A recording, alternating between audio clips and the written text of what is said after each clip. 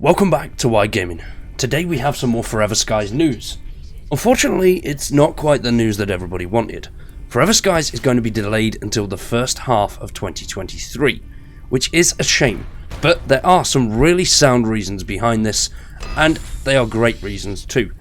We wouldn't want another Cyberpunk 2077 where things kick off to a very bad start, especially for this game. Forever Skies is looking to be one of the best games of 2023. It looks absolutely amazing. It is Subnautica, but in the air, and Subnautica is an absolute hit. I'm buzzing for this game. Although it has been delayed, there is a slight little bit of disappointment in me, but it's for very good reasons. And we're going to jump into why.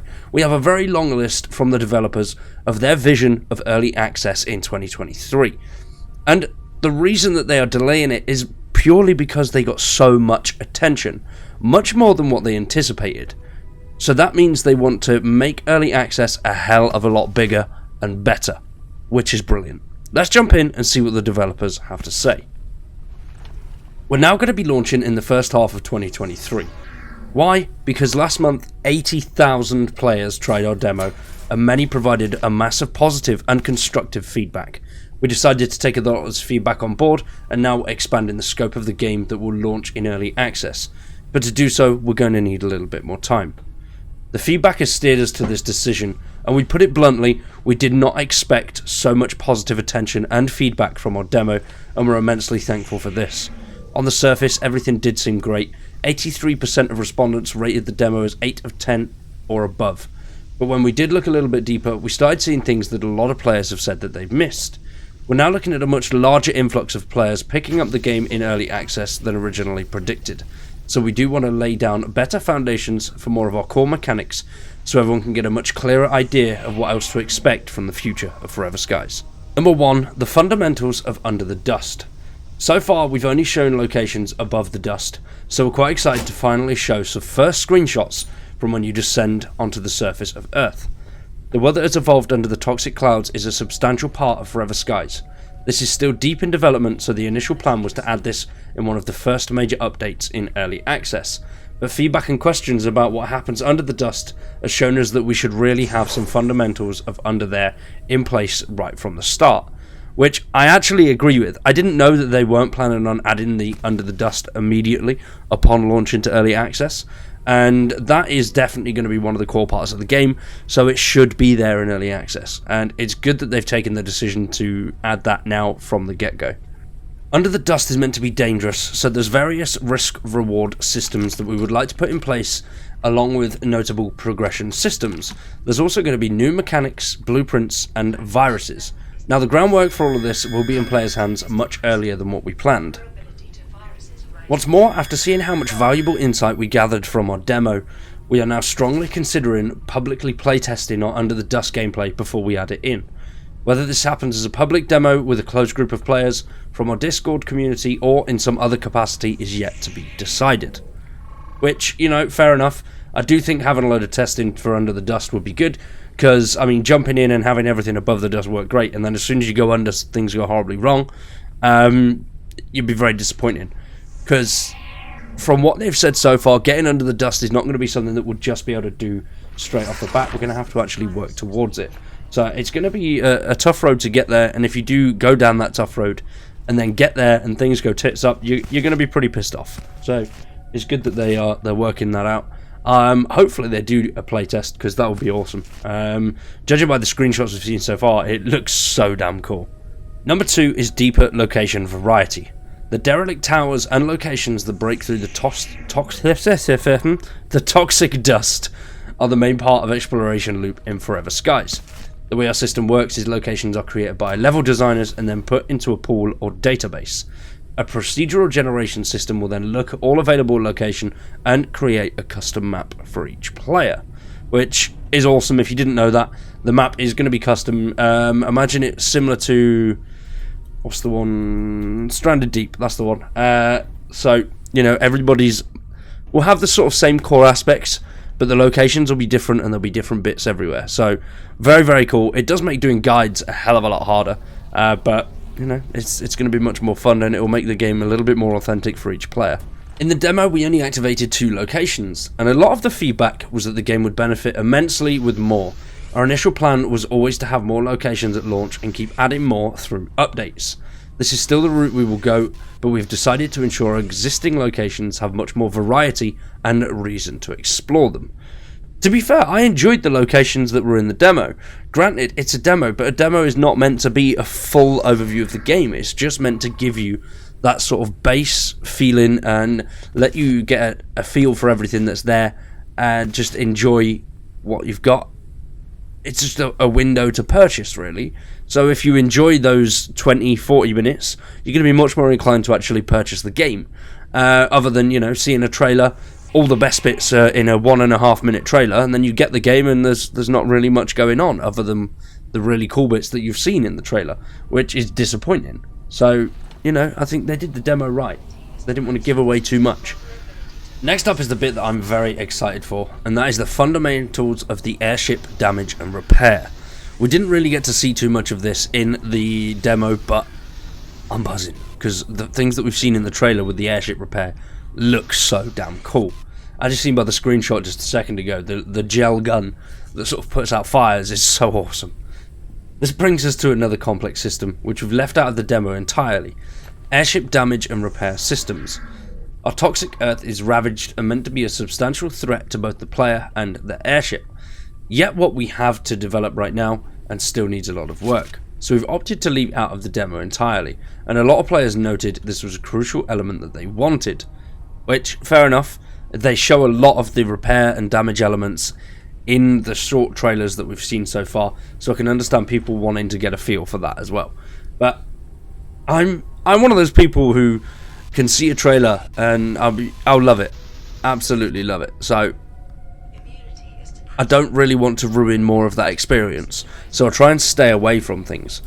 The Resident Evil franchise is one of my favourite of all time, so I'll look for a release date on whatever game that I'm interested in of Resident Evil, but then I won't do anything else. I won't even look. I am basically a fanboy, and it doesn't matter what they put out, I'll enjoy it, apart from Resident Evil 6, that was trash.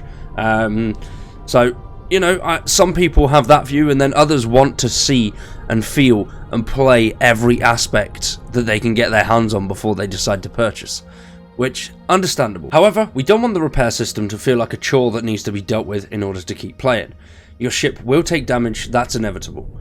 But what we want to have is a system where it allows you to weigh up the options.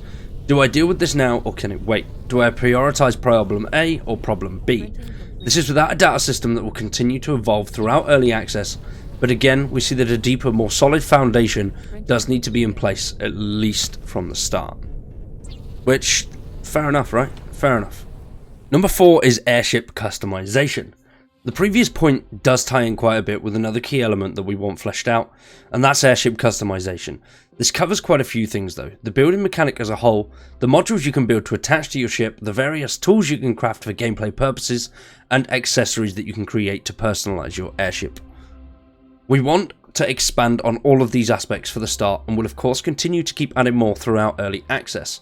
Your airship is your home and sanctuary in Forever Skies, so we want it to feel like it's their own custom creation. The video that you've just seen is theirs. I'm going to do a separate video on that as well down the line, because that is fucking cool. Next up is number 5, the scientific approach to survival. Forever Skies is being designed around the idea of a scientific approach, and our demo only hinted at this. While there are a few elements to this design, our virus research mechanic is the main pillar. The final vision is a variety of viruses that are contracted from various sources, impacting your character in different ways.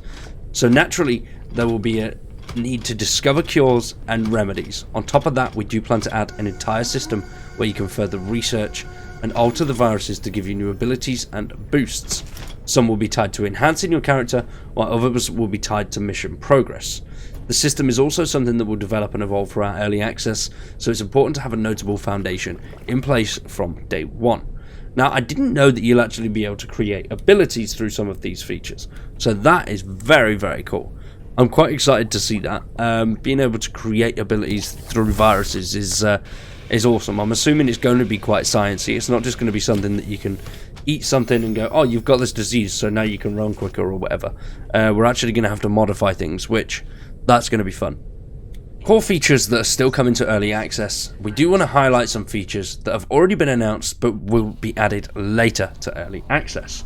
The first big one is being co-op. Up to 4 players. Everything that we are designing takes this into account, and it's possible at some point 4 players could be playing. This isn't a feature that we're adding in after the fact. That said, the game does keep evolving, and the co-op system we have at this point is very basic, so we know co-op is going to be something that we work on for a notable part of our time in early access. Another part is the compelling story. A storyline of how Earth fell into such a state and what scientists are doing, and that was always a big part of the plan for Forever Skies. They do need some time to have the gameplay mechanics locked into place so we can build a story around gameplay. Therefore, the plan is to finish and fully implement the story towards the tail end of early access. Underlying elements of our story will be made present at the start, and how we roll out the full story is yet to be decided. Chapters versus major updates. Now, we've already seen little bits throughout the demo, and that is pretty much the storyline at the start, where you have to find the scientist that has he has something, I can't remember what it was off the top of my head, but yeah, very, very cool. I like the idea that they will be adding a story. A little bit of a shame that it won't be there in early access, or at least some of it won't be there in early access, but we will be able to find certain little bits. But it's going to be nice to know the lore and what actually happened, how it went down, and what's being done to fix it. Alongside that, there are a lot of features that they have in the prototype phase, so expect more ideas that emerge from player feedback.